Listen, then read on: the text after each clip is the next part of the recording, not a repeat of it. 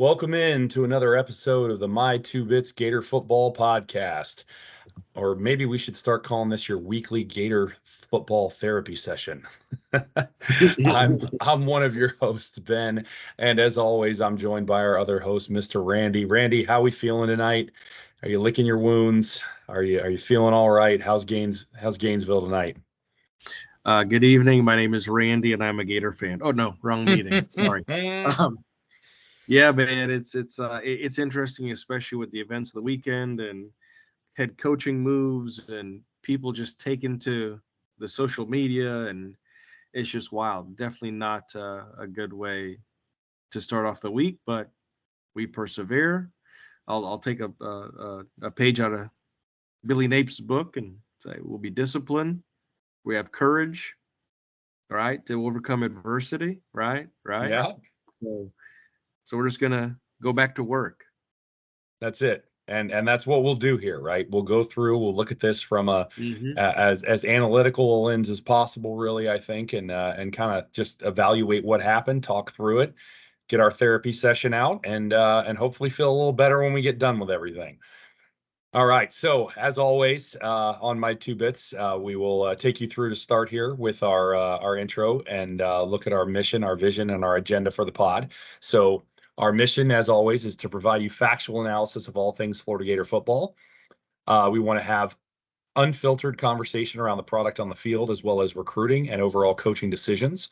Our analysis will always be based on review of film, and while we will express opinion, that opinion should always be based in some form of fact.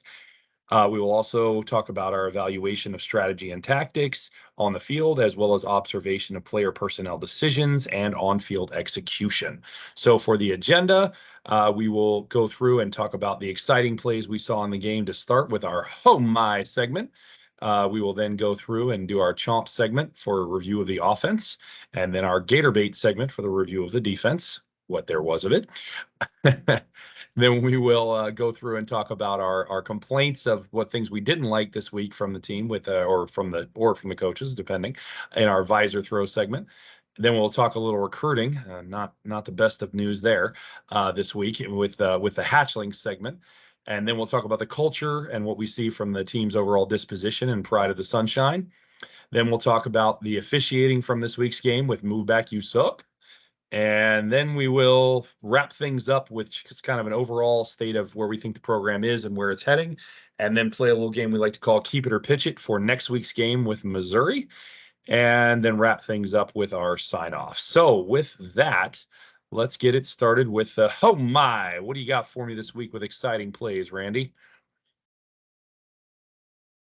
Well, I'll tell you what. It was good to see the shootout there early, and definitely the boys came and they did the best they could. But as far as my oh my's go, I'm going to say the first one is going to be it was 3rd and 5 for LSU on their third possession, just under 2 minutes left to go in the first quarter.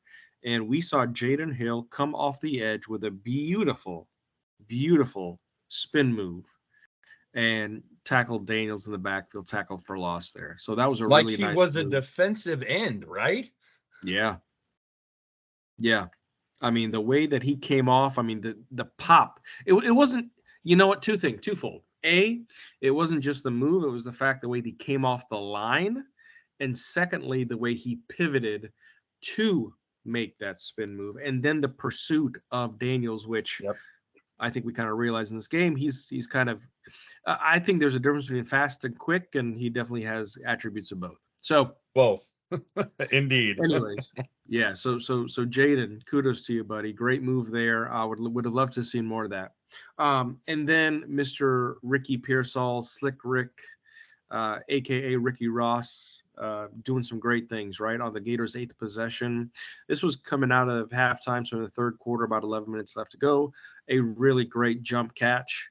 I think he's making a habit of this jump catch thing. But either way, great way to get up. And I could be wrong, but I think there were definitely 2 defenders on him. There were. And not to mention one coming up on the backside. Might have been triple team. But either way, great awareness to get up. I didn't realize he has a 40-inch vertical, people.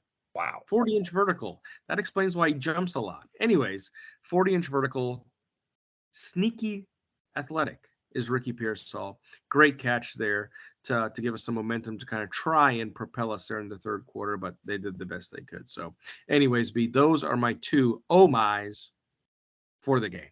We're leaving it at 2. Okay. Well, I get it. I understand. It's definitely Yeah, not a man. game that overwhelmed you with those for sure. I only have 3. And the Ricky catch is one of them. So I'll start with that one since you had it as well.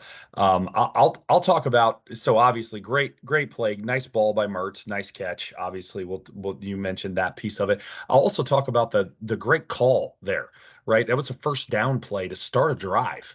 What an aggressive play call to start a drive. Don't typically see that from Billy, as we are well aware. But I loved it. I thought that was terrific. We were down at that point, right? We needed something to spark momentum back. We were actually down 10, I believe, at that point because they'd come down and scored after we didn't to start the half. We'll get into a little more Yep. about that starting the half stuff later. But but at at at any rate, that was a terrific play call there, and I really loved seeing that. Really loved seeing us open it up a little bit there. Thought that was really needed at that time. Loved the timing of it. We talk a lot about timing in the play call as well as just what the play calls are, and I think that was a really great time to call that as well. So really liked that. For my second one, which was actually the first one I had on the sheet, I'm going to give the opening drive as a whole. Now, I don't normally do this for an OMI. It's a little uncharacteristic, but I cannot understress the importance of that opening drive to come back after they scored first, which again, we'll address that later. I have serious beef with them getting the ball, but we'll come back to that. Um, that was so important. I don't even know, like, to counterpunch their punch, right out of the gate when we have not started well in road games, right? We've been slow to start. Now I know South Carolina was better, but still, we've been slow to starting games. I know Georgia was better, frankly, but still, the point is that we have not necessarily always done that. And in this game in particular, where they were going to score and they were going to score a lot, we had to have that drive. So it was great to see them come out firing on all cylinders, executing well, and going right down and getting that touchdown in a very hostile environment, being Death Valley at night. So that was really, really good. And then my third one was Trevor's second of 3 TDs, which is great that he had 3. I loved that. Um, that second one was magic, man. Great vision to see the hole, hit the perfect gap, accelerated right through it, made a phenomenal cut, absolutely phenomenal cut, and then just juiced it right into the end zone. I mean, that was a terrific run.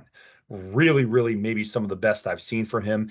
I continue to see him getting better on film. He had the little ankle thing that slowed him down for a little bit. He missed the week and then he was really not himself the following week. But now that he's getting back to being more like full strength again, man, he's just getting better. I mean, this is going to be really special to watch him next year. I really hope, for whatever the reason might be, right? Whether it's he wins the start, whether it's Montrell goes to the pro, whatever. I don't want to see him having to share significant touches with Montrell next year. I love Montrell. He's a great guy. Yep. But clearly, Trevor is the superior talent here. He just is. And he needs to get the lion's share of the touches. He just does. So I want to see it, and I really hope we do next year because that is going to make our offense just all the better. So those are my oh my's. From here, we'll move it on to our chomp segment, talk a little about the offense, which really didn't play poorly. And I think that's important to keep in mind in this game. They played a pretty solid game. So first things first, talk about our stats here. Mertz 101.97, again, over 100. Again, we use the NFL QBR, right, up to 158.3. Anything over 100 is good. This is barely over 100, so it is a little, marginal, but it's still solid. 101.97. And then we also look at yards per carry. Again, we take out any negative stuff, the sacks, things of that nature, and we came out with a 5 yards per carry number, which is really not bad, especially on the road. It's certainly better than our average has been. So we did not run the ball badly. I thought Billy made a nice adjustment at halftime to do that better. I'll talk about that more in a minute here. Really, overall, some good and some bad. Just a lack of consistency at some times. This was not a good defense. And we came close to doing enough, I would say, but we fell short in the end. Through really, though, really, if you look at it, it really wasn't all the end, right? There were 2 drives in the second quarter, and then also the first drive to start the third that were very costly, in my opinion. That first drive to start the third, especially to go 3 and out on that drive, is just unacceptable. You've got to come out of halftime, especially if you're going to defer the kick, which again, I'll get to later. But you cannot afford to go 3 and out on that drive against this team, period. Can't happen. You've got to execute better than that. So that was a costly one. And then there were two, again, in the second quarter after we got stops where we didn't go down and finish. And maybe one of them wasn't right after we got a stop. I don't remember the exact order of it, but there were two drives. One of them was really costly with that unsportsmanlike penalty that set us back, and we didn't convert that one. And then there was another one we just didn't finish in the second quarter. And you just couldn't have that against this team. You had to score basically every time, right? I mean, that's what it came down to. We're very close to it. And you know, just had to have it. And so there just wasn't enough of that. I liked some of the play calling and I liked some of the timing, as we already discussed. Another example of the timing would be that play action pass out of the end zone after we got that defensive goal line stop and getting a huge gain to Hayden Hansen. Really, really loved that play call. And again, the timing of it, right? What do you think you're going to do in the shadow of your own goalpost? Run it to get it out, right? Great play action fake. Great wheel route to the tight end. Absolutely wonderful call and great time to call it, right? That was really solid. I get you're not always going to get those things right, but I feel like we seldom get them right again as far as timing goes. So that was nice to see. I also loved that we changed in the start of the second half to some gap style running. It really worked. The zone stuff really wasn't working as well as I thought it should at all in the first half. Despite LSU not having a good run defense, really liked that we changed that stuff up. They even called it out on the broadcast. So, just a quick overview: zone versus gap. Zone, you're basically sending your offensive lineman to block a certain, zone of the field and setting up the runs, and the runner can actually run in multiple different gaps depending on, what suits the run best. Gap, you're blocking a specific gap, right? Either off the guard, off the tackle, whatever it might be, and you run through that hole. And the gap stuff was working better and was working really well there to start that third quarter after the first drive. And then they either adjusted or we weren't executing it as well, whichever. Regardless, it didn't continue to work as well, or maybe we just got too far behind to run as much. But at the end of the day, there were still too many conservative calls for a game where we needed to score a ton. We didn't have enough downfield passing again, right? You just didn't see it. Again, where's the play calling like what we saw against South Carolina? This defense should have been suspect to that, and it just wasn't there, or at least not consistently enough. And again, this is where it comes into play. I've said it before, we'll say it again. We need an offensive coordinator. Pretty much got to have it. If we don't see that change in the offseason, I'll be very disappointed, and I'll leave it at that. So what do you got for me on the chomp? Yeah, man, great analysis overall. I like some of the points that you made, and I've got I think I've got some similar points, but overall, like I can't say. So one of the main things I was worried about was the fact that Death Valley, right? The attendance, man, 102,321. Yep. That's a lot of stinking people, and that's a lot of stinking people not for the Gators. I understand there were some Gator faithful there. Awesome. Thanks to those of you who traveled, showed up, Death Valley, enjoyed some gumbo, whatever the case might be. But that's just a lot of stinking people. It's a lot of noise. I was worried that we would have a lot of procedural penalties, right? LSU had more penalties than the Gators. Yep. Well, that was actually refreshing to see. Yeah, really. The other thing is that's really unique is love the fact of how we opened the game. Punch, counter punch, great call out. But the other thing is to see that we were involved in kind of a semi shootout there, Yep. And so the thing that I was worried about, well, thank goodness it wasn't a noon game. I'll say that first, because if it was a noon game, we might have still been asleep. I don't know. Yeah. But showing up, primetime game, Death Valley, that type of stage, I felt like the guys were ready. They looked ready. Their hands were jittery and shaking and moving. Nobody was standing still. People were just moving around, bobbing around, weaving around. So that was really good to see. And here's the other thing, too. 500 yards of offense 80, 81, 82 plays, depending on your source for stats, 35 points. If you take 500 yards of offense, 80 plays and 35 points, and you put that up into some algorithm, you're winning some football games. Yep. You are, period, right? Uh, Graham Cracker, right? 26 of 38, 68%. Sub 70. Okay, no biggie. 311 yards. Groovy. 1 touchdown. Trevor Etienne, and I think I may have messaged you during the game. I said I hope he has a big game, especially he's coming back home right to the Bayou, and he did. 18 rushes, 99 yards, 3 touchdowns, a hat trick, right? Yep. Ricky Pearsall, 7 receptions, 103 yards. No touchdowns, but some impactful catches. Obviously, the one that we mentioned in the Oh My section.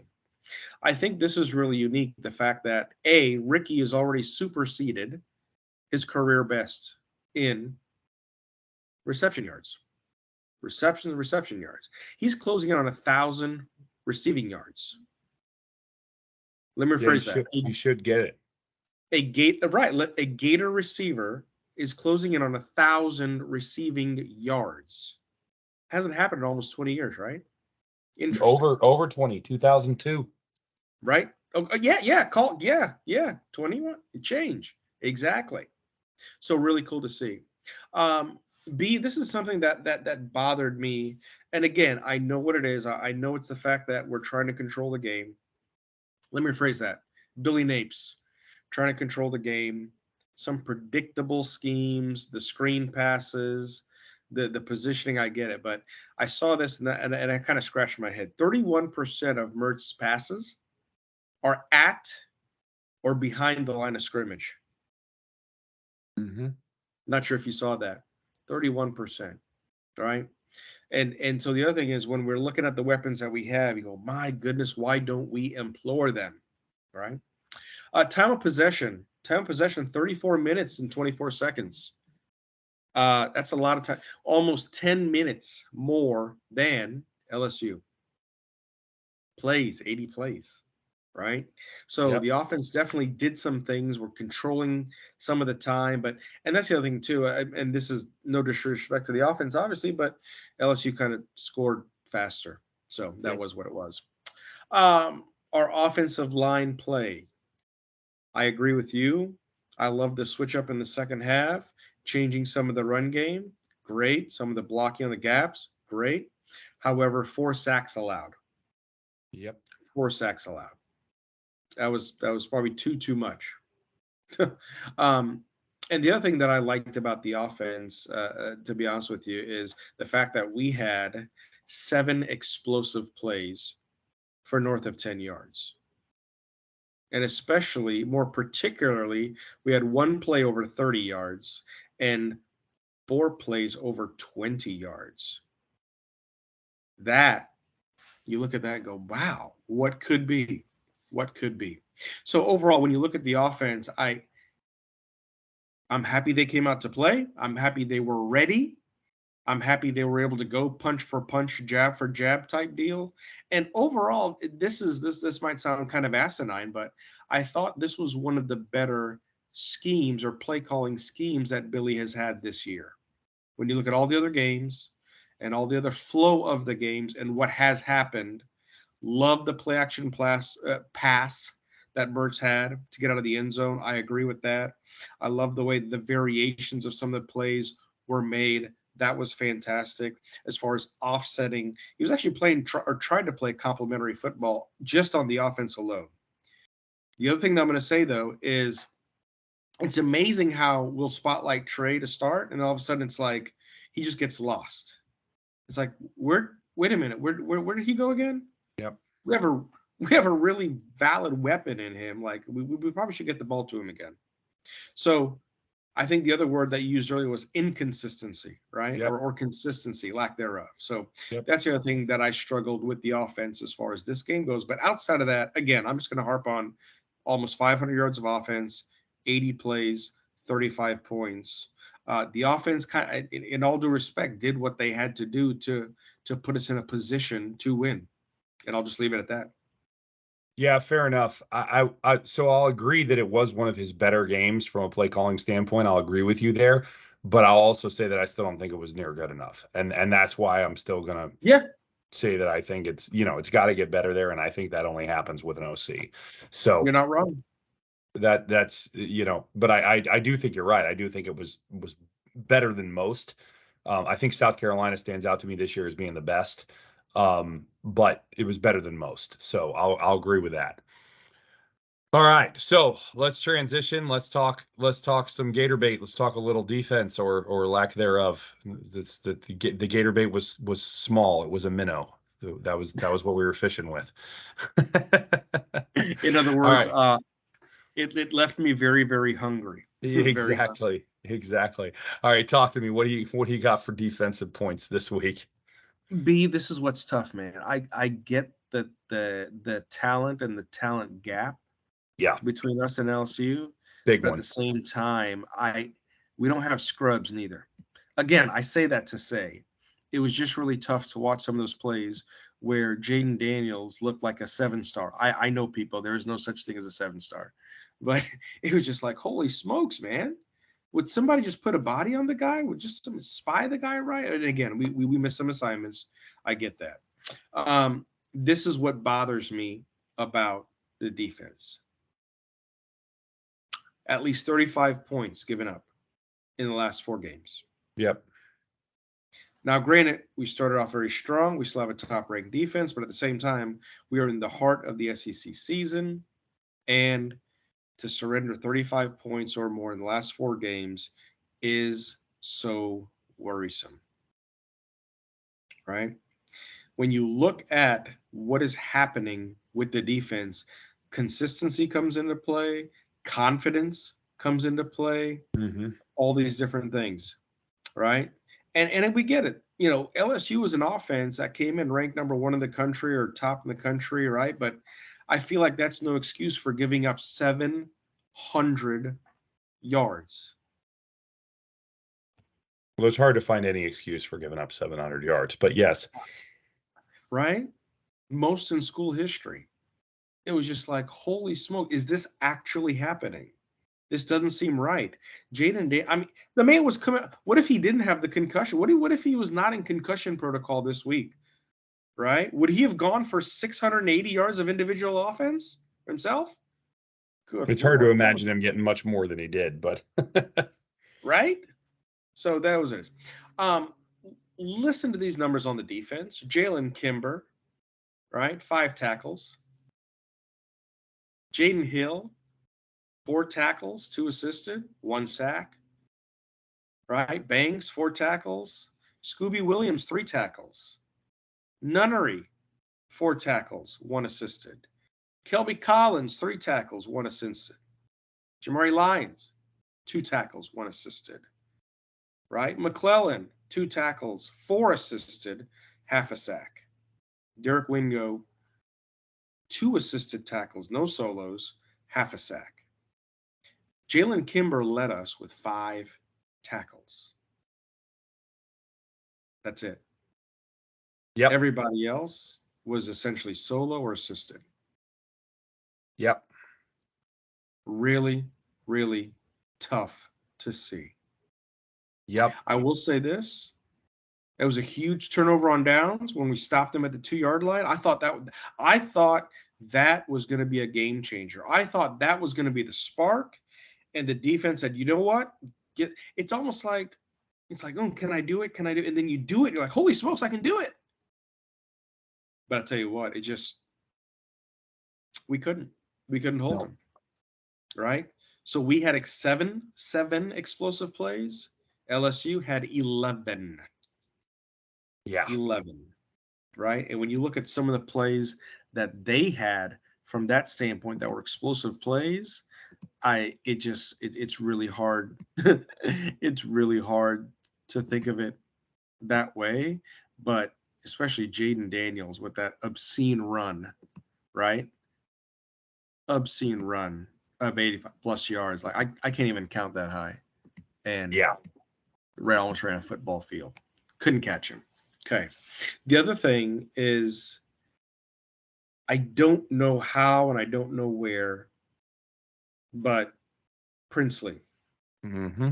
I get it. He was wrapped up in this and that, but Princely had, again, this could be off, but only 2 tackles. I don't think it's off. He had a terrible Yeah, game. right? Very hard. He did not get into the backfield. He was not nearly as effective as I thought he could have been and or he should have been. So that was also disappointing because I felt like if we can get pressure on Daniels, that would be a good thing, but also have a spy, contain. But guess what? It seems like when we tried to do that, we got picked, we got another assignment, we forgot where to turn, and we turned. You know what? You know what? I tell you what, Jaden Daniels reminded me of when my kids were like 2 years old and they just learn how to walk. And I turned my head for one quick second just to check on something else. And I turned my head back and they're gone. That was Jaden Daniels, right? For some reason, the babysitter, I tell you what, just head was turned, 2 seconds. Oh my gosh, 2 seconds, 1.8 seconds too much. And he was Yeah. gone. And we couldn't catch him. Had no answers for him. So I'm going to stop right there.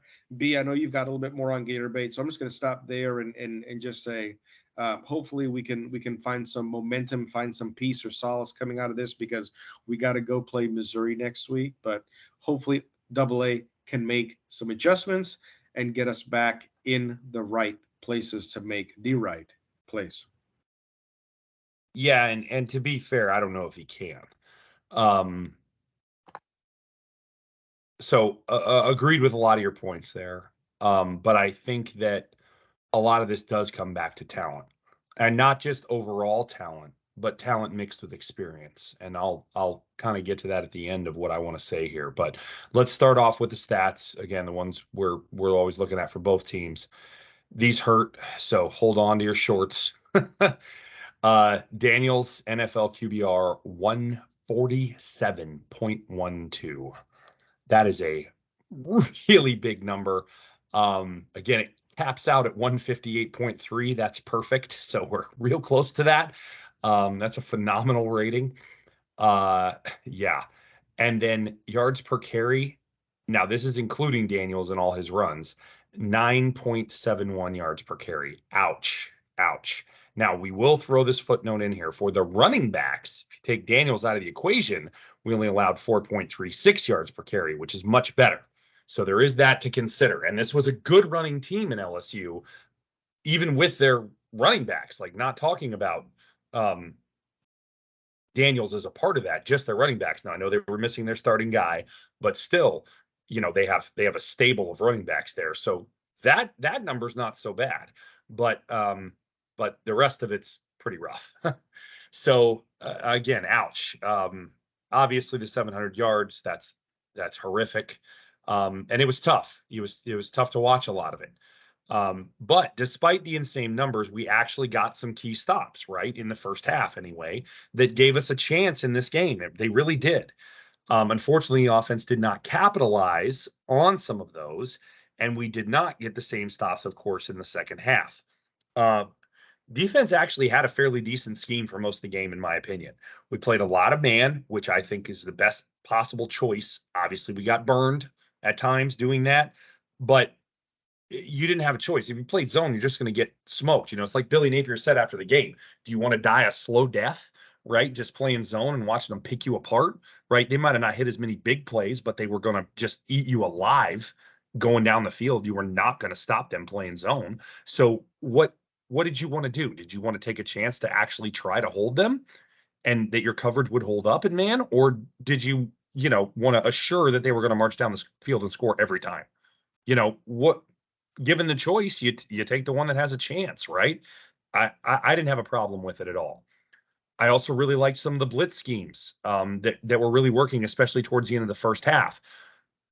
We were, and I'll get more specific about that. So we started the game doing some double A gap stuff, right around the center there, and rushing two linebackers through there. That didn't work so well. But then nearing the end of the first half, we would overload one side. We'd put four guys on one side of the line, and that really worked. We got a sack out of one of them. We got some good pressure out of another, and Daniels missed a throw.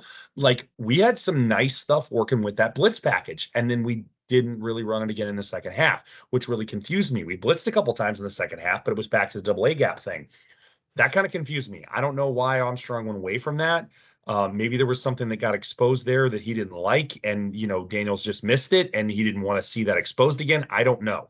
I don't get the all 22 to review and see everything on the field, but and even if I did, I might not see that. I don't know. I'm not a savant when it comes to this, like Armstrong is, right? But I'm not sure what caused him to go away from that, but something did. So whatever the case may be, I would have liked to see more of it, but we didn't get it. And then there was the D line without a blitz when we only rushed 4. Really disappointing. Multiple times, Daniels is back there. We actually have good coverage, and we've got no rush at all. Not even pressure from the guys pushing the O lineman back. Just nothing. Just totally clean pocket for 3, 4, 5, like 6 seconds till he finds a receiver or a running back that's not covered by a linebacker. Get to that in a second. Or he just takes off and runs. And either way, like, you got to get some kind of rush. Princely, where are you? Worst game for Princely this season by far.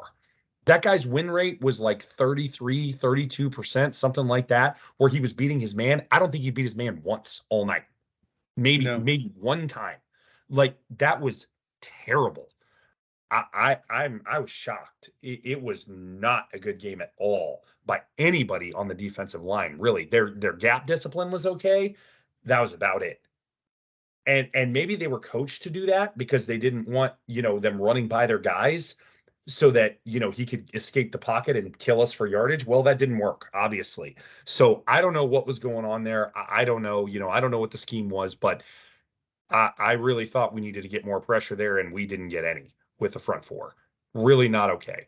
Again, youth continue to be an issue, and this is a theme, right? That I'll continue to go into here. Several missed tackles and bad angle by Thornton and Castell. Right, I thought overall they played their coverage assignments pretty well. Their run help was decent, but when Daniels escaped the pocket, poof, bad, not good. Their kind of improvisation stuff, their instinctual stuff is not there yet. They don't know how to handle the speed yet. You just can see it. And Castell, frankly, should be getting better at that by this point, as many snaps as he's taken this year. And I'm not seeing the improvement in that part of his game that I would like to. So that's a little concerning, but there is still time for that to get better.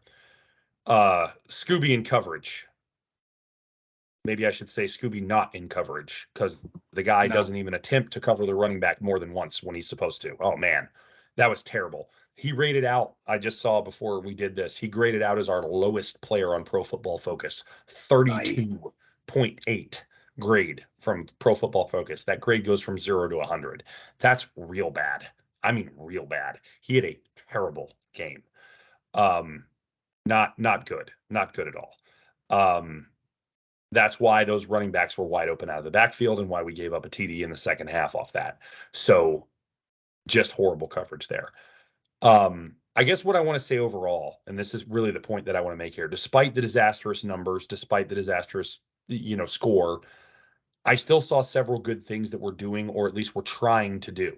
We just simply don't have the personnel or the experience with the personnel that we do have, right? So it's either the guys we have don't have enough talent to do it, or they do have enough talent, but they don't have enough experience. So we're just not there yet. We can't do the things that we need to do and that we're being coached to do yet. Keyword, yet. We're being coached to do the right things here. That's the key. I keep coming back to it. Played a ton of man. Good. We should have. That makes sense, right?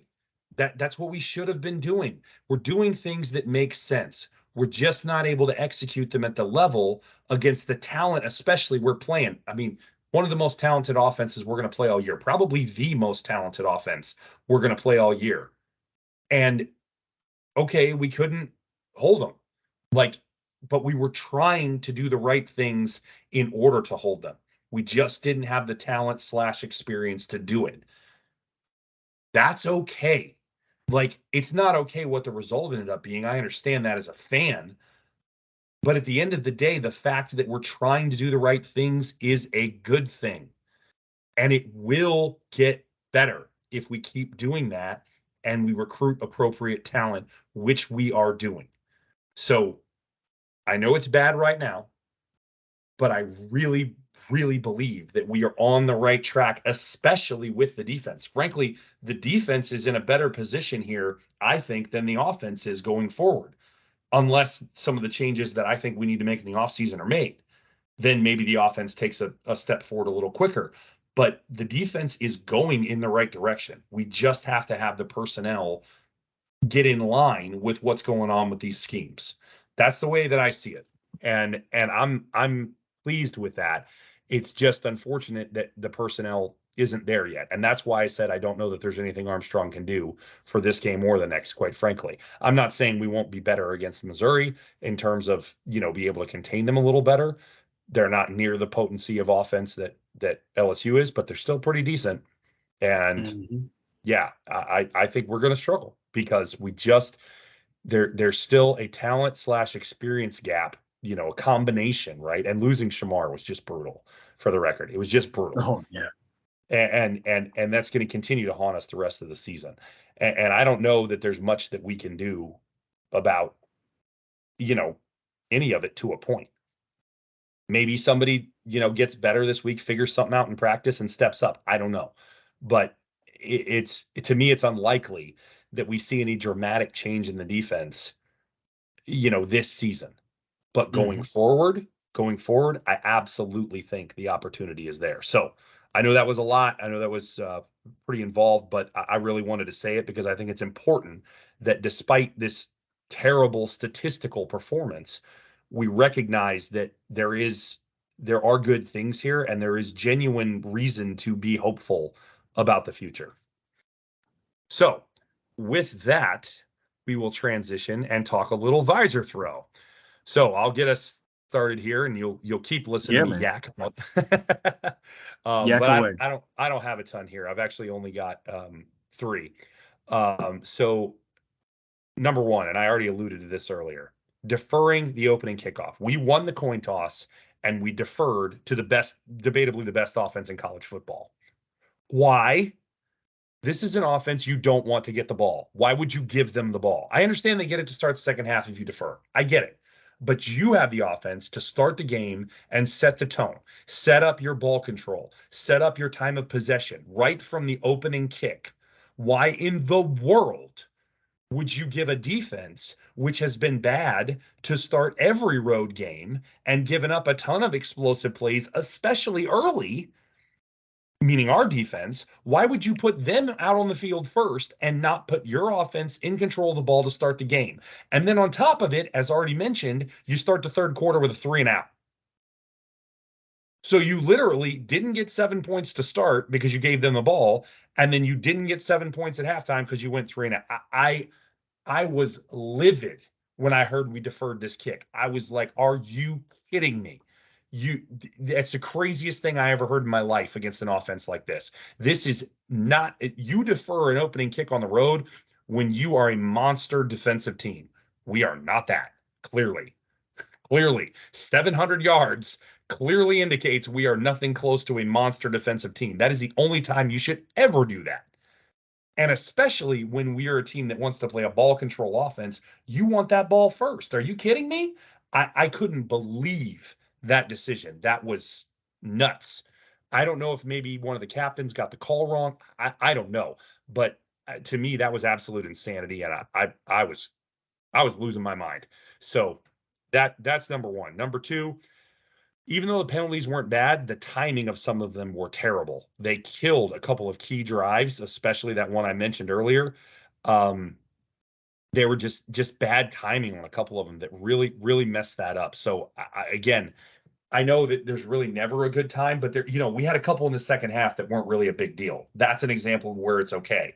But there were, like I said, there were a couple in the first half that just absolutely killed a drive. Just can't have it. Just cannot have it, especially in a big road game. You cannot sacrifice a drive where you have a chance to score points because of unforced errors. Just can't happen. So that's another one. And then lastly, you mentioned it, not getting Trey the ball enough. So he was on the field way more. We complained last few weeks about his snap share. His snap share was way better. It was in the 60s out of an 80 snap game. That's way, way, way better. Much improved there. Glad to see it. However, we did not find ways to get him the ball as much. Now, I'm sure LSU was doing things to try and, uh, put more coverage on him, you double him, whatever the case might be. However, you got to be more creative. You got to find better ways. We ran him as a running back against South Carolina. Where's that been? I know he did have one carry, but it was on a reverse. So where's put him back in the backfield again? What's wrong with that? Where'd that play call go? Oh, it worked great against South Carolina. Let's never use it again. That makes sense. Seems logical, right? What are you thinking? Get Trey the ball. The guy is dynamic. We've said it a million times. In the past, teams keyed in on Darius Toney and Percy Harvin too, but we figured out a way to get them the ball, didn't we? Why are we not doing the same thing with Trey? It's got to get done. It's just got to get done, period. It's the only chance, frankly, we have to pull out one of these last two games is getting him and ETN the ball. So I said I had three. I lied. I have four. Defense continuing not to blitz in the second half. Again, I got to call this out. We really, and it's really more of an in general thing. I've called it out before. Armstrong is supposed to be a blitz master, right? And dialing these things up. And I've been super unimpressed throughout the season. I don't know if it's a personnel thing. I don't know what the problem is, but the blitzes really need to be better. He had that little segment there at the end of the first half that was amazing. That's exactly what I want to be seeing out of him. And then basically the rest of the game, it fell flat.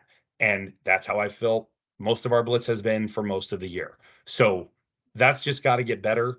Um, and really, I think, again, needs to be used more. I got excited there where I started to see it some more at the end of the first half. And I was like, yes, do it. And it was working, right? And then it just goes away again. So, in my opinion, what do you got to lose at this point? You're giving us 700 yards. Just blitz, man. Come on. You know, so that's my visor throw. I'll turn it over to you. What you got? What's your beef for the week, man? I dig it, man. I dig it. No, I don't dig it for the good reasons. We have a couple of the similar.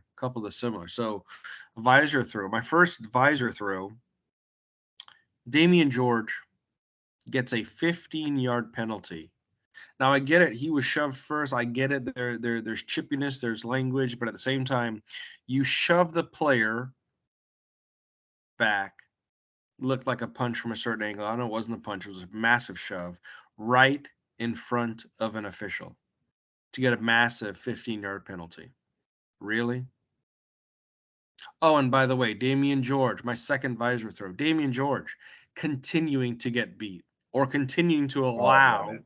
Yeah. ends right around him. It's almost as if he's a greeter at Walmart saying, "Welcome to the neutral zone. How can I help you?" Oh And man. for a man of his size, I mean, that is a big man. That is a big man. Does he need some help with mobility? Does he need some help? I don't know. I don't get it. But that is a big man. He takes up space, right? Outside of, well, he doesn't compare to Dez, but still, Damian George is a very large human being. I know he knows how to move. I'll just say that. 4 for 13 on third downs. We continue to struggle on third downs, and it is just not even close. There's a reason why we're in the low 30% for the season. Terrible. Got to advance the ball. Got to move. Shouldn't be in fourth down situations. 4 for 13 on third down. Visor throw number 4. 500 yards. Nearly 500 yards of offense, 80 plays, 35 points. And he come out with a loss. Tough to swallow. Visor throw number 6. 701 yards allowed. I can't even count that high. Visor throw number 7. Feed Trevor and Trey, or if I can make the case for their new law firm, Etienne and Pearsall, attorneys at law, they have built a case why they need the football more. Sorry, Etienne and Wilson. Yep. I know what you Ricky meant. can get the ball too. Rick can get the Yep. ball, but at the end of the day, Trey is twitchy. Trey is tricky. Trey can do a lot of unique things with the football, and I not to do I do think mention, it's I do think it's funny. Sorry to interrupt you, but I do think it's funny when the broadcasters are like, I don't know why they don't get the ball to Pearsall. He's their best player on offense. I'm like, dude, no, he's not. Like, I love Ricky, but he is not our best player on offense. Sorry. you notice that too, He might right? not be our second best player on offense. Like, Yeah. Um, to that point, it's funny. I don't know if Napier's like, oh, I have so many weapons. I have so many weapons. I get so confused. I'm not sure who to use. Arliss Boardingham. Where's Arliss? Arliss showed up in like the end of the third quarter, yeah. right? I get that Yeah. Hayden Hansen got the ball a couple times. Maybe Hayden is, looks like Thor, but he's less intrusive. And so maybe Billy thinks he can sneak him in and get a catch or two or three and, about 37 yards out of him. But outside of that, get Arliss the football, Yeah. Agreed. right? Agreed. And then my last visor throw, it's pretty dirty, pretty muddy, pretty crappy. The defensive pressure. So you had a great call out earlier about being in man. So yeah, if you're in man, you might get beat. Okay, sure, no problem. But at the other hand, I would like to think, as young as we are, there's talent, and according to Billy, this team's willing to work. They've shown the work. They've shown putting in the Hmm. work. Okay, cool. And I get it. Yep. We're still grossly young. I want to say when we went up against Georgia, their average age was senior and our average age was sophomore, barely. Defensive pressure. I want to see Princely run free, controlled, but free. He should not be lining up anything other than with one goal of I need to get to the quarterback. I need to get to the backfield as quickly as possible. That's it. And I tell you what, B, we mentioned a couple of weeks ago, but obviously for Gator Nation, those of you who don't know this, Justice Boone, we lost him for the season before the season started. So my only hope is that Princely stays. It seems like he will not, but if he can stay, come back next fall to have him on one side, Justice Boone on the other side, and a couple of other players, and you know what, B, I think that's why you said what you said about the defense, as far as we're not there yet. We have talent, but again, tenure is not there yet. Experience is not there yet. I see why you would say some of those things. I really do. I really do. Yep. Yeah, it's either talent or experience, and the very few guys have both. And Princely is one Mhm. that has both, for the record. Princely was one that had Yeah. both, and Shamar was about to be one that had both, and then he got hurt. Yeah. And aside from that, theoretically, Jason Marshall has both, but he was better. I will say Jason Marshall been better the last couple of games, but yeah. Yeah. Yeah. But that's all I got for visor throw, man. It's pretty bad, pretty dirty. Yeah, agreed. Pretty dirty for both, and frankly, as it should be, right? I mean, there's a lot here that Mm-hmm. we need to and can do better, and we're going to have to do better if we want to win one of these last two games, or both. Um, Or both. hey, ever the optimist, right? No, I'm I not. know. I'm a realist, not an optimist. And I don't think we're Optimistic winning. And I don't think we're realist. winning either one, for the record. But if we Yeah. want to, we're going to have to do those things better. So, all right. So moving on, talk a little hatchlings, a little recruiting here. Not the best of news here either, unfortunately. It's a hell of a weekend to be a Gator fan. For those that are not aware, Waller, I believe it's Devonta Waller. I believe that's correct first name. Apologies if I'm getting that wrong. But flipped his commitment, four-star edge rusher out of Auburn. Not overly concerned about that one, considering we have McCray in the fold. McCray's by far the superior talent there. Obviously, it's always a little concerning when you lose an edge, but we've got some good edge guys already that are young in this class. Kelby, obviously, TJ, really good, and then McCray coming in. So not the end of the world to lose him. Also lost Wardell Mack. Now I will say I did hear a comment earlier that I was listening to something earlier, and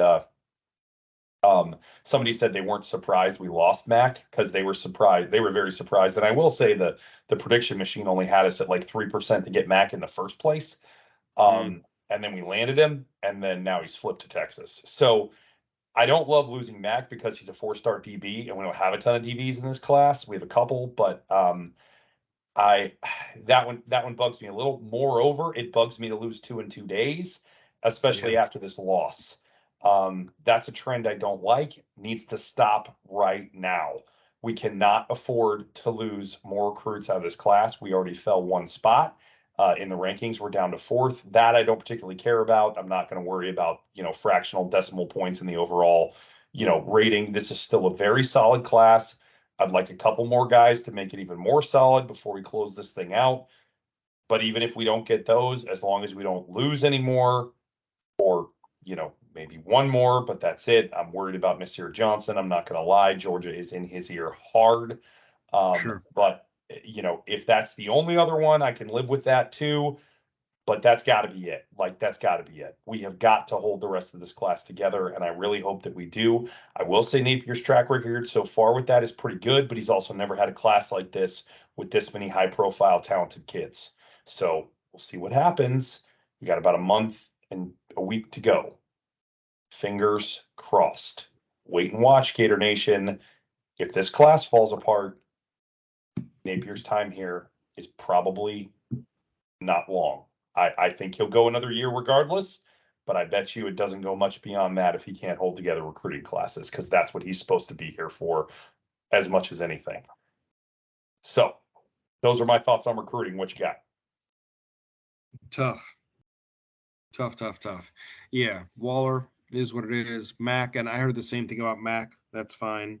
The one thing that was tough to see as well is LJ McCray. You know where he was over the weekend, right? FSU. Yeah, so that is what it is. Hopefully, I know we have a really, really great chance with him, and so hopefully everything else that was mentioned and that was said and that was committed does fall through. Um, He seems like a pretty mature kid, though. I think I think a lot of these guys just go for the trip. Phil Simi tweeted out, that basically he's just going up for the trip and not to worry, and he's Gator all the way. Which I'm not worried about Oregon. I am still worried about Texas, but sure, sure. but I think a lot of these guys, they're it's the Jeremiah Smith situation, right? They're just going to the games because they're a VIP for a college football game over and over and over again. Who wouldn't want to go do that? You know what I mean? Why not? That doesn't mean you're Mm, going to go there. That doesn't mean you're going to flip your commitment. So that's important to keep in mind in all this stuff, I think, too. It doesn't always mean anything. So sorry to yeah, interrupt. no, you're good, man. I mean, it makes sense, And outside of that, the only other recruiting news that I know of is, Shaquille O'Neal's daughter just committed to Yeah. Florida Lady Gators hoops. So I know Shaquille's got a couple of sons. I know one of them is, I think, in the G League or maybe might be on the roster. But Shaq, you want to send a couple of your boys this way? That'd be great. So outside of that, Yeah. that's all we got for hatchlings, my man. I heard that too. That's good stuff, man. I thought that was cool. Good deal. For All sure. right. All right. Moving on. Pride of the Sunshine, culture stuff. Let's go. What do you got for me? Talk to us. Yeah. So I love this section. I really do, for a lot of things that Napier's implemented and the way the change the program's happening. So I'm going to keep this as brief as I can. But the main thing that I saw this week is a team that came ready to go. Now, having that been said, that's why I was so surprised at the option to defer. I was like, well, if they came that jack come out of the tunnel and seeing the action on the sideline, I'm thinking, okay, great, we'll get the ball, we'll march down there and good to go. But no, okay, so be it. Punch, counter punch, fine. It's tough, man. The Tigers, the Tigers have won 11 in a row in Death Valley at night. Okay, the Tigers have won their fifth consecutive game against the Gators, and that's the longest streak in our rivalry, right? That dates Wow. back to 1937. Five in a row. Tommy want wingy. Tommy no want Tigers beating Gators. Okay, real simple. Graham Cracker broke Timothy Tebow's school record of consecutive passes without an INT. Yep, saw that. You know, it's funny. I was talking to a good bud over the weekend. He said, I just, Graham's not what I thought he was going to be. I said, what do you mean? I thought he would be so much more. I said, really? Yeah, he's just not what we need. I'm like, well, I'll tell you what, maybe not, but he was exactly what the doctor ordered for us this season amidst everything else going on and the constant change that this program has had to endure and the pieces that are left to be picked up from the previous administration. So That's a that's great that. call out. He is exactly what we have needed this season. That consistency there is invaluable. And that's the thing, right? When you look at his people, oh, well, he doesn't throw the ball downfield. That's why he has a high completion percentage. It's the offense. Okay, great. But guess what? Who is a quarterback to go against his coach, coordinator, and say, yeah, I know what you think, but I'm going to just do this over here? No. Yep. No. When I talk to different players,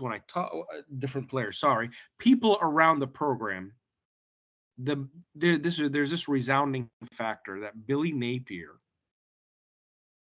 knows that each of these kids understand that he's got their best interests at heart. He tells them famously, I've got to face the consequences. I've got to take responsibility. I expect you to as well. That's something that not every coach says. And that's the other thing from a development standpoint, I think that he's instilling in some of these young men that I think is phenomenal. It's going to go a long, long way. I really do think they showed up to play.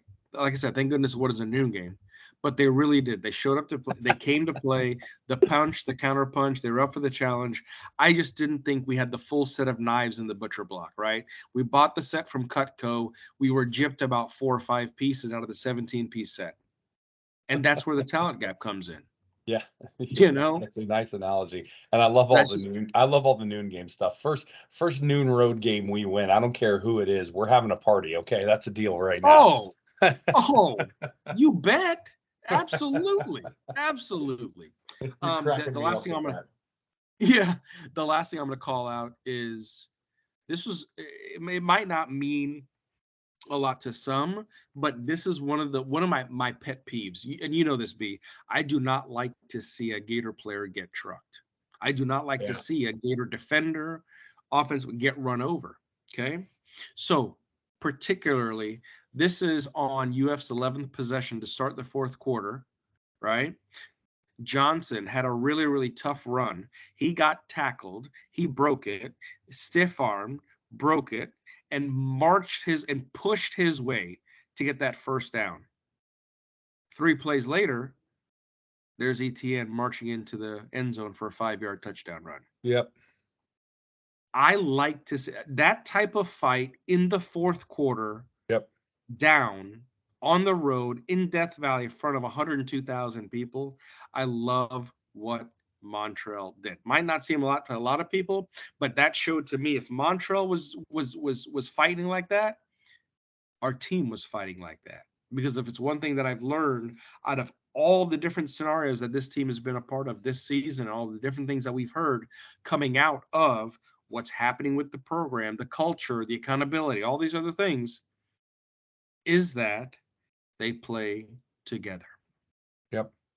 So outside of that, that's what I've got as my review for Pride of the Sunshine B. What do you got? No, great stuff. Again, love your passion for this segment, and it always comes through, and I really appreciate that. I think it's great. Yeah, man. Mine's real short and sweet, man. Same story, different chapter here, right? Team kept fighting till the end. I keep saying it, and they really did. Even that last drive, they didn't quit. Got all the way down to the goal line, and then, unfortunately, got that ball batted down when they were trying to get it into the end zone. Tough break. I would have loved it. I would have loved to score there. Do we just a quick call out? Do we feel differently if we lose by 10? Do we feel differently?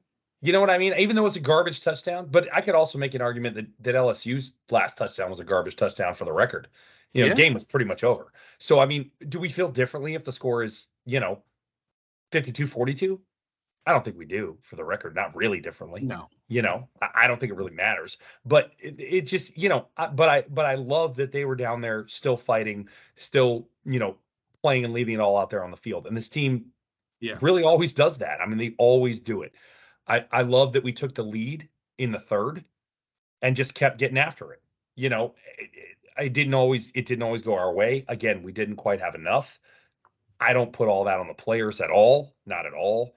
Um, just zero qualms with the effort and competitiveness, like you said, that I'm seeing from this team. Whether it's this game or frankly any other. The slight little bit of question mark in that second quarter at Georgia. That's the only time all year Oh, that I've ever sure. questioned this team's effort. That's it. Other than that, it's been really good. And listen, I get it. It can be difficult when you're just outmatched, right? And in this game, I think we knew we were outmatched on offense, but I think the defense still played really hard. Like I don't think they quit. I think they just got beat a lot. And that's not the same thing, right? I didn't see quit out there. I didn't see guys jogging. I didn't see guys not running, and not trying. They just just not good enough, unfortunately. But again, I think that gets better as we go forward. So that's really all I've got. I'm happy with the culture I continue to see and the attitude I continue to see from the players being displayed on the field, and that's a good thing. That's one of the bright sides of Napier. We talk a lot about the things we want to see improve from him. This is an area I think he shines, and I think that's really good to see. So that's what I got there. So with that, we will move on Nice. to our officiating review. Um, Again, here I'm going to keep this relatively short. There's a few different things I could call out. First of all, overall, pretty good game. Really not bad. Better than what we've seen of late from the officiating that we've had. I thought, didn't have like a bunch of issues with the officials, which I thought was good. I did think there was a questionable no call on Johnson when he got tackled literally into the LSU bench, like 12 yards off the side of the field, and he Mm. was tackled. Like it's one thing when you're still both running and you're upright. No, he brought him down like 12 yards out of bounds. That's not okay. That's got to get flagged. And it was not flagged. Um, I had issue with that. That one was a real problem for me. Other than that, I thought they handled the chippiness pretty well. They just kind of went in and broke it up. They didn't flag everything, when the teams are getting chippy with one another. And I know they flagged the one on George, but they should have. Hit the guy in the face, right? You can't do that. Shoulder pads one thing. You can't push a guy in the helmet, right? You're just not. They're not going to tolerate that contact to the head. We know Yep. that. I was okay with the flag. I didn't have a complaint there. It's a stupid thing for George to do. Yeah. you know, I didn't have a beef there, but I thought the one where Montreal got taken that far out of bounds and then brought down. I know it was still, kind of continuous motion, but he shouldn't have brought him to the ground. And that didn't sit well with me that didn't draw a flag. So that's my call out for a missed call. That's the only one I'm going to call out. It's really the only one that kind of stood out to me. But I do have a call out on some of the replay stuff, and I'm only going to bring one up because I think it was really really critical. Yep. And of course, it's going to be the one that everybody's going to point to, which Yep. is Khalil's catch right on third down, and this is the key. It was third down. We were driving, and we were right around the 50 there. Just with the play went over the 50, we were on the other side of the 50. So first point, I do not in any way see indisputable video evidence that he did not maintain control of that catch. Is it possible that he didn't? Absolutely. But was there definitive evidence from the angles that were shown on the replay? Absolutely not. Absolutely not. There was no definitive evidence that he did not maintain control of that ball. Did it wiggle? Did it bobble? Yes. But did he not maintain control? No evidence of that shown whatsoever that was definitive. And that is supposed to be the criteria when the ruling on the field was a catch. Really not okay for them to overturn that in my mind. Secondly, and maybe even more importantly, again, it was a critical call because it was third down and it ended our drive, which we were only down 3 points at that time in the game. They then, of course, turned around, went up 10, And that was kind of all she wrote. Really tough to swallow that a call that, in my opinion, absolutely should not have been made was made, and then we go on to obviously lose the game. I'm not saying we would have won the game with it, but I think we would have been in a much more competitive place. We very well could have gone back down and taken the lead again. That changes the whole complexion of the game if we do. Really, really tough. So that's what I've got for Move Back You Suck. Talk to me. Give me your expert officiating opinion, sir. Nice. I like it. So this is what's tough, right? That the Gator fan in me wants the unsportsmanlike late hit out of bounds on Johnson. And looking at it back and back and back, it's like, okay, how do they both go down? Who's pulled this, and that, and the other? Is it a continuation of what was on the field? But again, they're what, 8-10 yards off the white line? Yep. That's tough. Ultimately, I would have said it probably needed to be flagged. Because, go back to the word that we talked about the most about the officials. If you're going to call this, call that. Yep. So the thing that I'm going to call out is, why in Sam Hill was their safety ejected after targeting was called on Montrell Johnson? Yeah. That was a tough call. How in Sam Hill is that targeting when his helmet, when, as we know, when players get ready to collide, because football is a collision sport, not a contact sport, everyone postures and the head goes down, shoulders go down, helmets go down. How in Sam Hill is that targeting when it hits Montrell Johnson's shoulder pad, much less does not do anything else of malicious intent? So did you hear what they said on the broadcast? No. So what they said on the broadcast is that because he led with the crown of the helmet, regardless what he made contact with, because he led with the crown of the helmet, that's why they ruled it targeting. And apparently that's in the rule. I didn't go in and read the rule, but I assume that even though he didn't make contact with the head or neck area, because he led purely with the crown of the helmet, not with the shoulder or anything else, right? That is why they called it targeting and ejected him. And I can tell you what, I've seen so many plays, hundreds of plays, the same exact way, where if a player is out of place another 2-3 inches, guess what? It's shoulder to shoulder, it's helmet into chest. And at the end of the day, that is a common routine tackle. That's not called for targeting. Yeah. So that's why I would say that it shouldn't have been called for targeting, because of the routine nature of the play. How many other DBs that you know that when they go down for a tackle, guess what? I know it sounds silly, but their helmet kind of sticks out another, 10 to 12 inches more than their shoulders. Okay. Yeah. I'll Kind of hard for it not to. We're not turtles. No, I'll leave that to rest. Okay. But either way, it's shame on them.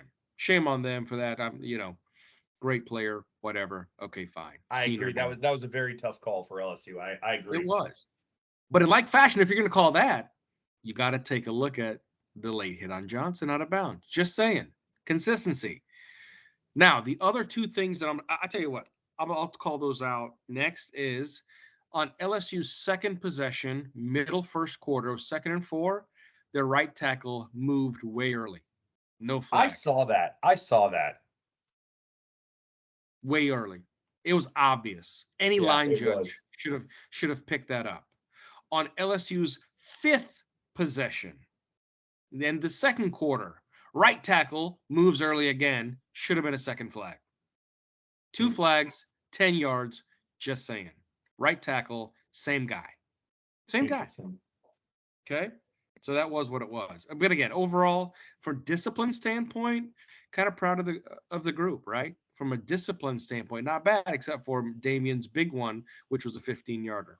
Yeah, agreed. Okay. Jackson's catch on 3rd down. I think the key word is definitive or indisputable. Yep.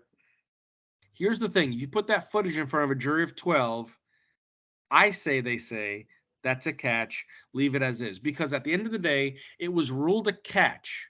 What is the evidence that you can show beyond a reasonable shadow of a doubt that can overturn that reception.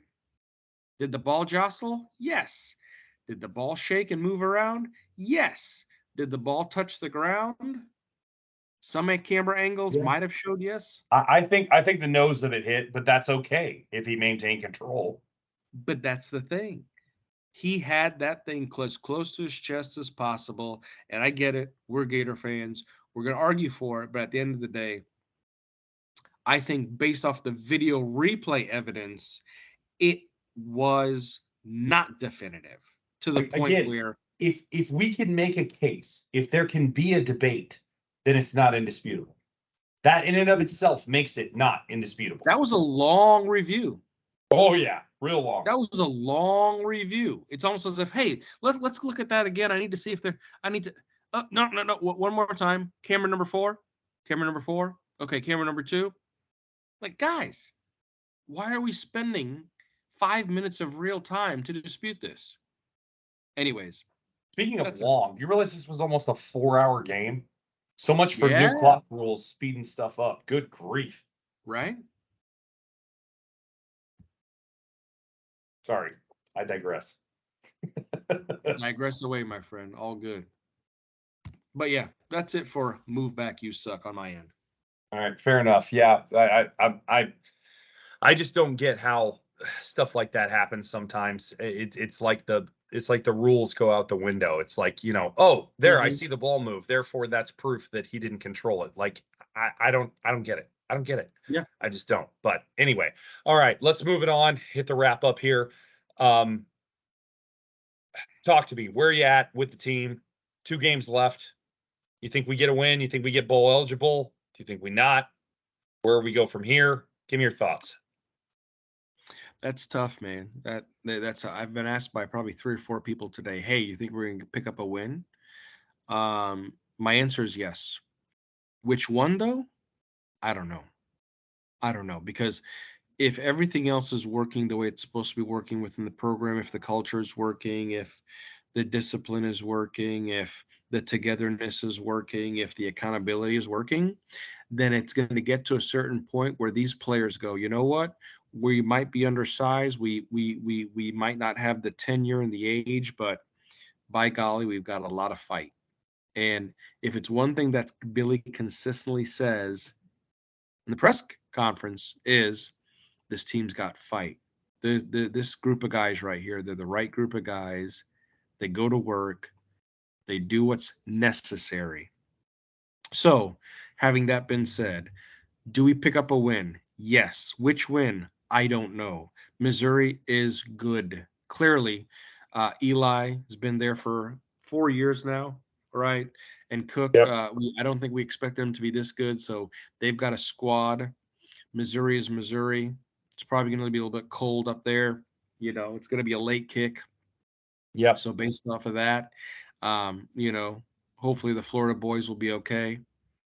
I just hope that going back to what we mentioned earlier about the fight, the battling, that not giving up, as long as they can finish these 2 games by giving it everything they have, and if Billy can find some way to put together and call 2 great games before he turns the reins over to somebody else, wink, wink, Yeah. the effort has got to be there. If Double A can make some adjustments on defense, maybe switch some players around, play a little bit more free, and experiment a little bit more, because what have you got to lose with 2 games left to go besides trying to get a bowl bid? Yeah. Maybe he needs to try something different. Who knows? Outside of that, we need to continue to play and finish each game in its entirety, win or lose. If we can do that, if the overall morale can stay up, that's the only thing I can hope for the end of the year. I like it. I think you hit some of the key points that I think are going to be needed there. I've got some of the same here in my thoughts. I think we're pretty much where we thought we'd be after this game. I mean, that's exactly how I thought this game would go for the most part. I mean, maybe not the colossal numbers for them, but score Yeah. wise, more or less what I thought. So the question comes back to, can this team put together enough in one of these last 2 games to get the win? Right. I think it's fairly obvious that matchup wise, this wasn't the one, right? This wasn't the one to win, right? It wasn't of the three that we had left. So in the remaining two, I think they do present a better chance, but they're still both very challenging. They're both very challenging games, right? There's no question. So will the team continue to fight, like you said, as we have? I think odds are good there. Can Billy get the conservative calling out of the playbook for a game or two? Right? We will see. I don't know. I don't know. But that's what it's going to take. That's what it's going to take is the fight that we've had, somebody stepping up, less conservative play calling, more consistency, and the defense playing as well as they can, right? Which ain't going to be spectacular, right? But better than it has been. More like it was, against Tennessee, let's say. Though again, Tennessee, Missouri's defense is not all world, and they held Tennessee to 7 points. So let's keep that in perspective. Tennessee is Oy. not the juggernaut they were. Okay, they're just not. So let's just keep that in mind. So, all right, with that, let's play a little keep it or pitch it for Mizzou. All right. So last week I did go 2-1 despite the outcome of the game, and unfortunately Randy had an 0-3. So our season totals are at 14-12 for me and 8-18 for Randy. It's getting the gap is widening a little bit, Yeah, I'm unfortunately. starting to look like our defense. I love it. That's good stuff, man. Well, hopefully you can turn around these last couple here, and then maybe even a bowl game. Who knows? We'll we'll hope for it, right? All right. So here we go. Number one, Missouri ranked 75th in passing yards allowed at 232.9 per game. So not so hot, actually. So Florida will throw for over 300 yards. Oh, in this weekend's game. And I should mention, we don't normally do keys to the game type stuff. I actually think it wasn't really intentional, but I think these do kind of represent some keys to the game. Like if we could hit all of these that we have here, um, I think they actually would give us a really decent chance to win this game if we could hit them all. I'm not sure we will, but I think if all these came true, I do actually think we'd have a really good shot to win. So again, over 300, 232.9 per game allowed. What do you think? Keep it or pitch it? I'm keeping it. Oh, really? I'm You think we're keeping it gonna you think we're gonna get the passing game done? Okay. based I'm off with of just based off how Missouri's been playing and looking at some of their quarterback play and safety play. I would love to see us get into a really good rhythm and Graham just sling that pigskin, baby. So I'm with you. I think we have to do this. I Oh, think their rush defense is much better than their pass defense. I yeah. think we will be kind of our hand will be forced into this a little bit. I think Billy will try to run the ball still because Billy's going to try to run the ball no matter what. I think he's going to find out that doesn't work real quick, and I think he's going to switch to the pass quicker than he normally would. And I think we'll find some success there. So I am keeping this as well. All right, number two. Missouri ranks 64th in rushing yards per game at 159.8. I cannot believe that 160 yards a game is 64th in the nation. That's crazy. Yeah, right? Right?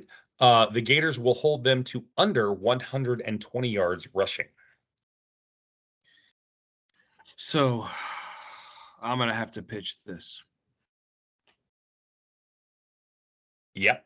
I'm I with you. really have to pitch it just because of what Schrader's done and Cook's done. And Yeah. Schrader himself is just a very silent killer. hmm So He wasn't anyway, he wasn't silent last week. 200 yards rushing, 100 yards receiving last week over both versus we'll see. Tennessee. He was a And that's the monster. thing. He just goes, he runs, he gets Yeah. up, he heads the ball to the official, or he puts it down. He doesn't gallivant and jump up or Yeah. put his arms Nope. out. He just goes about his business. Hard-nosed kid for sure. And Yeah. he's a hard runner and he's Yeah. physical and he's very Ray Davis. And I don't like it. I don't Oh, like it. yeah. I don't like it. I know it's a bad word to say or two bad words to say, but I don't like it. I'm with you. I think they go over this. I don't necessarily think that costs us the game, but I think they go over this. I'm right there with you. So we're 2 for 2 Okay. agreeing again. It's kind of weird. All right. Mm. Number three, Missouri has Brady Cook. For the record, Brady Cook's been playing well overall. I don't know that his throwing is that great. That Yeah. piece of it is hit or miss.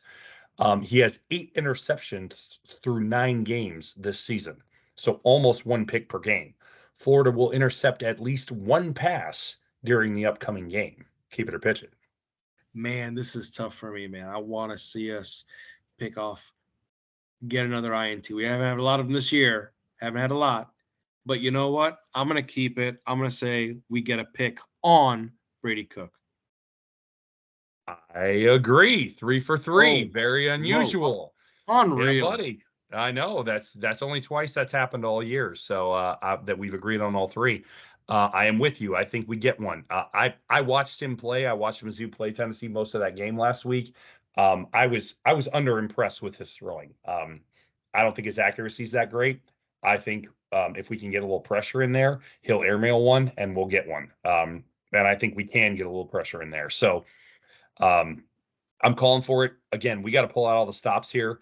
We got to get a win. I don't know. I don't know that this is the one. I actually wonder if our chances against Florida State, as crazy as that sounds, aren't better than they are against Missouri. However, I think both games are at least theoretically winnable, and not that LSU wasn't theoretically winnable. I mean, again, we had a lead in the third, so of course it was theoretically winnable. But I really do think that was the least probable win of the three. So Yeah. if we can play like that on offense and put up a little better effort defensively, I think we got a decent shot. So we'll see what happens. See what happens. It's another road game, but it's at night. It's not at noon. It's not at noon. No noon games, right? So we'll see what I know you had to happens. say that to me. Yeah, yeah. After all the noon game talk, so again, here's hoping, and send up the prayer and the hope for a win.